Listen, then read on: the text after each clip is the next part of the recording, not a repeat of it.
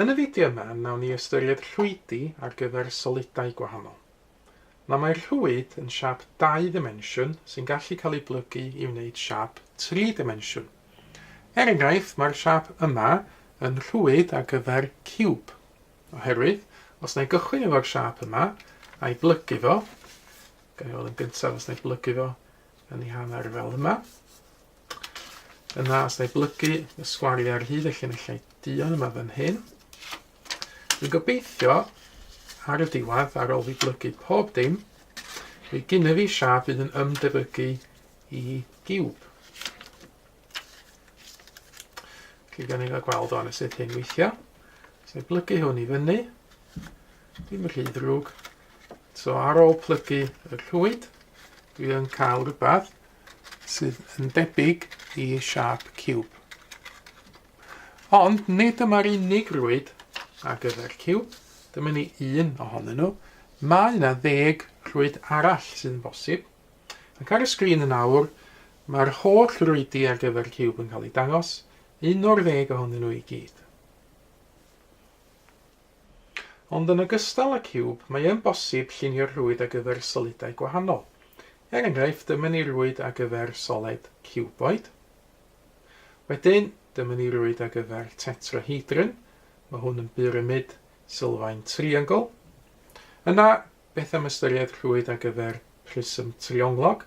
Dyna ni'n gweld y 5 wyneb yn blaen yn fan hyn. Neu, mae gennym ni fan hyn rhwyd ar gyfer siap cylinder. Mae yn bosib llunio rhwydiau'n hunain. Er enghraifft, ystyriwch y cwestiwn yma sy'n gofyn i ni lunio rhwyd ar gyfer pyramid sylfaen sgwâr ble mae pob hyd yn 6 cm. Dwi am ddefnyddio'r papur sgwariau yn fan hyn, a dwi am gychwyn efo'r sylfaen sgwâr ei hun sydd yn 6 cm wrth 6 cm. Gafod hwn yn papur sgwariau centimetr, de lunio'r sgwâr 6 cm, dwi gychwyn i fan hyn dydyn ni, wedi mynd 1, 2, 3, 4, 5, 6 i lawr, ac yna mynd 6 ar draws, 1, 2, 3, 4, 5, 6, a wedyn cwblhau y sgwâr i ffwrdd. Nesaf, dwi angen gorffen y rhwyd i ffwrdd drwy ychwanegu 4 triongl. 1 yn y top, 1 ar y dde, 1 yn y gwylod, 1 ar y chwith. Mae rhaid i hein fod yn drionglau hafal ochrog, lle mae pob hyd yn 6 cm. Ac i wneud hein, dwi am ddefnyddio cwmpas. Os dwi'n agor y cwmpas allan i fod yn union 6 cm, be fydda ni wedyn ydy llunio arc yn gyntaf yn y top yn fan hyn. A wedyn heb symud hyd y cwmpas, dwi'n symud y pig i'r ochr dde, a wedyn dwi'n gwneud arc arall. Dwi'n gweld fod y arca nawr yn croesi, a dyma yw lleoliad trydydd vertig y triongl. Wan, os dwi'n cysylltu lle mae'r arca'n croesi efo vertigau y sgwâr, dwi'n gwneud yn siŵr bod fi'n llunio triongl lle mae pob hyd, gobeithio, os dwi'n mesur fan hyn, yn 6 cm union. Felly dwi angen yn y nawr gwneud union yr un peth ar y chwith, yn y gwylod ac ar y dde.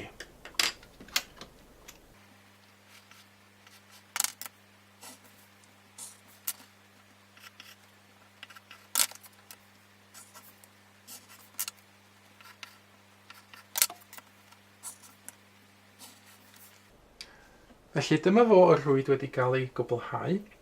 Mae'r wirio fod o yn plygu fyny i wneud y pyramid angenrheidiol.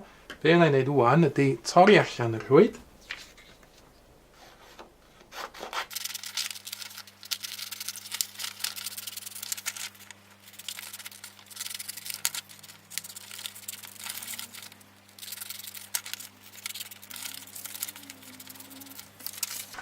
Felly dyma fo y rhwyd gorffenedig wedi cael ei dorri allan. Os na i blygu fo fyny rwan, dwi'n gobeithio mi gai y pyramid angenrheidiol.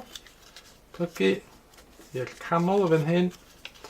Wedyn os na i blygu allan ychydig, dyn ni'n gweld wedyn fod gynna fi fwy na lai y pyramid sydd yn gweithio. Bach o dwtio yn fan hyn.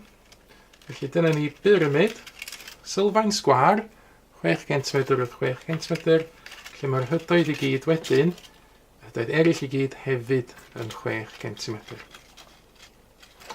Nawr cyfle iddo chi nawr geisio llunio pyramid eich hun, yn defnyddio Rhwyd. Tro hyn mae mesuriadau ar y sgrin iddo chi. Mi ddylo fod eich Rhwyd chi'n edrych wedi tebyg i hyn ar ôl i gwblhau o, ond cofiwch geisio ei dorri fallan wedyn a'i blygu o fyny i weld os gewch chi pyramid sydd yn gweithio. Mae mwy o fideos adolygu ar gael ar ein sianel YouTube Adolygu Mathemateg. Am y newyddion diweddaraf neu holi cwestiwn, dilynwch ein cyfrif trydar @Mathemateg. Neu ewch i'n gwefan www.mathemateg.com am fwy o adnoddau adolygu.